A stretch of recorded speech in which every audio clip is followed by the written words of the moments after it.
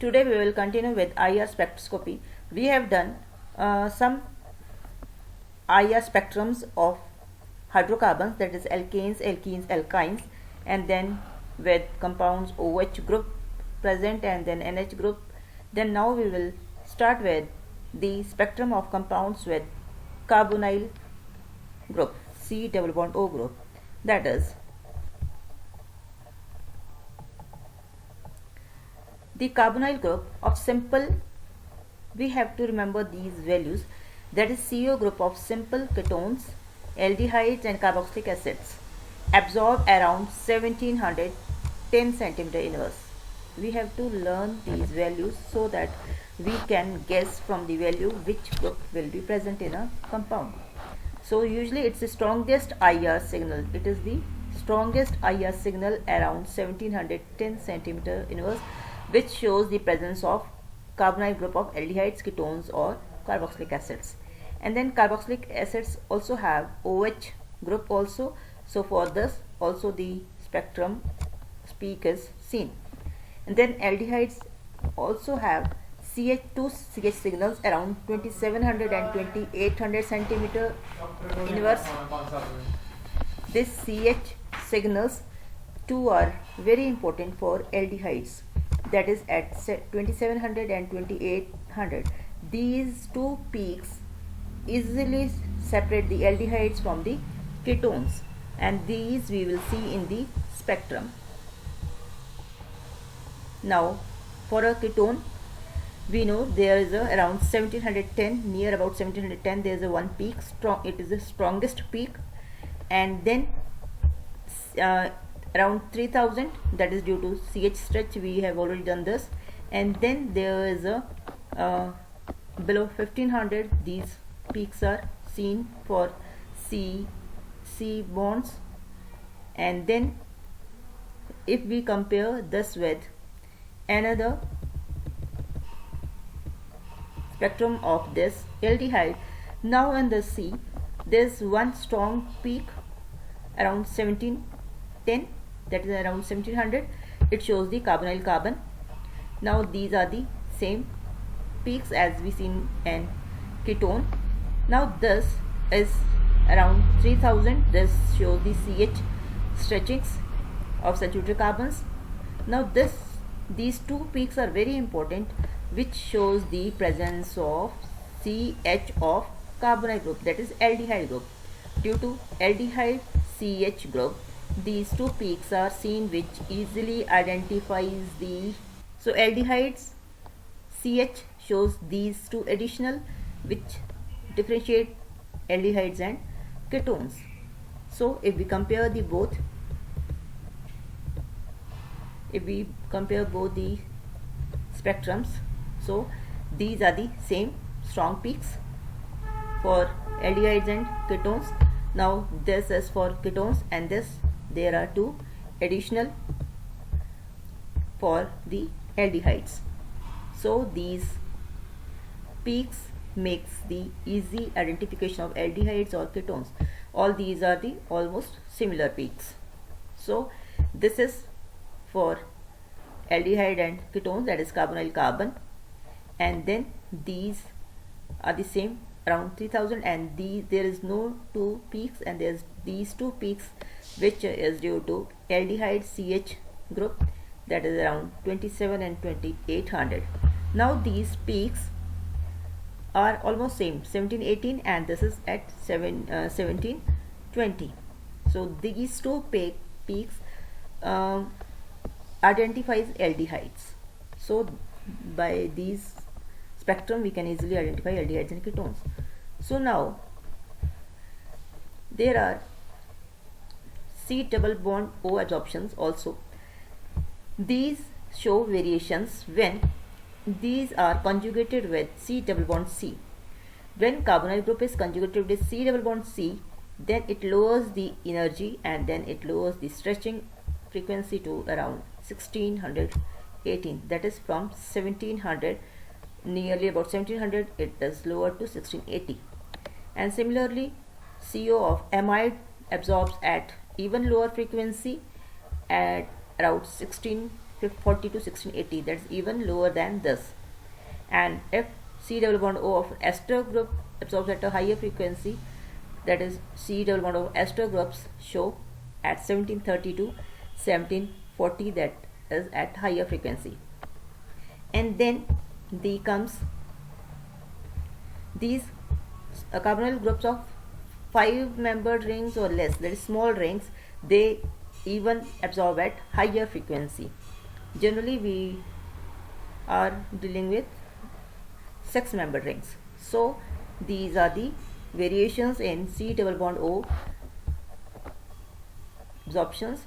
These show around 1700, but if it is conjugation with C double bond C, then it is lower to 1680 around, and if it is of amide, then it is around 1640 to 1680, and if it is of ester group, then it is at higher frequency, that is 1630 to 1640, and for small rings it is still higher at higher frequency.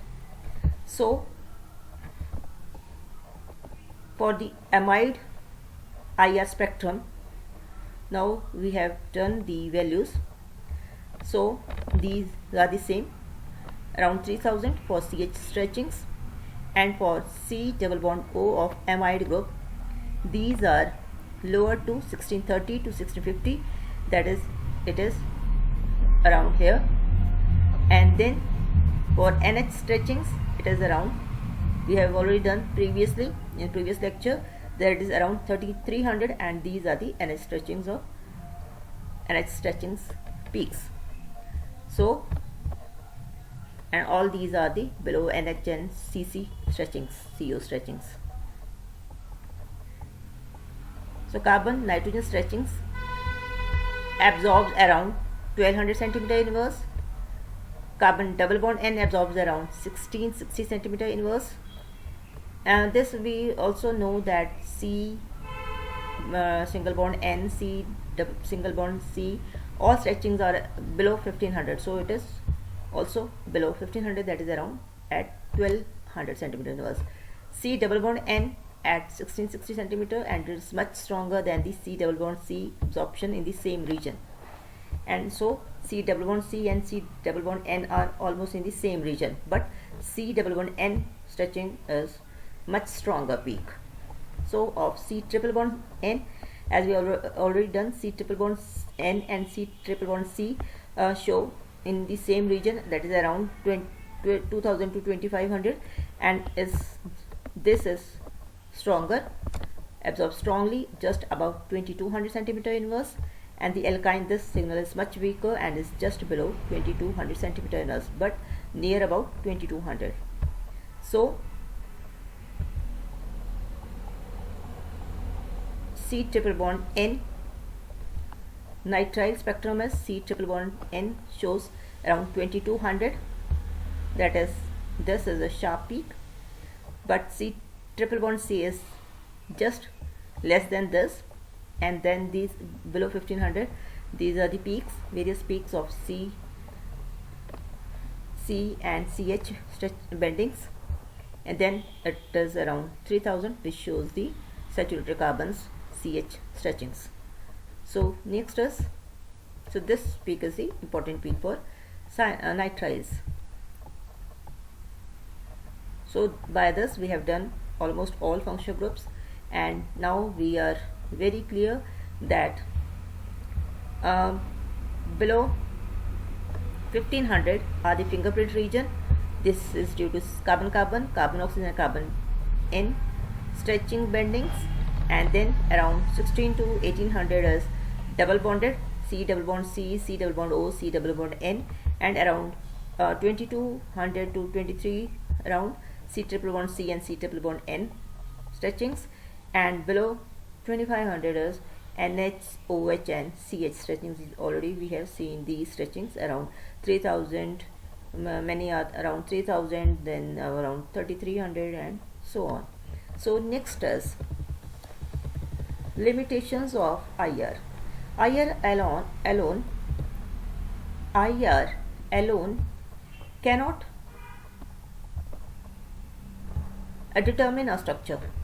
We also have to combine another spectroscopies, that is NMR, UV, to identify, to determine the actual structure of a molecule. So some signals may be ambiguous, that is near the fingerprint regions there are so many peaks signals are seen. Function group is usually indicated, and if some specific function group is present, that is clearly indicated in this spectrum.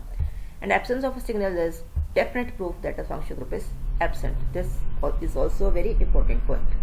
Then correspondence with the known samples IR spectrum confirms the identity of the compound. If we already have IR spectrosome, then we can easily compare the given spectrum if it is matches or not.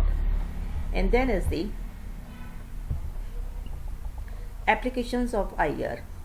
IR has three regions: near, middle and far IR regions. So the near IR region mainly is used for using photometers or spectrophotometer similar to UV spectrometry, and it is used in routine quantitative determination of species, example moisture, proteins, carbohydrates, fats in agricultural, food and chemical industries.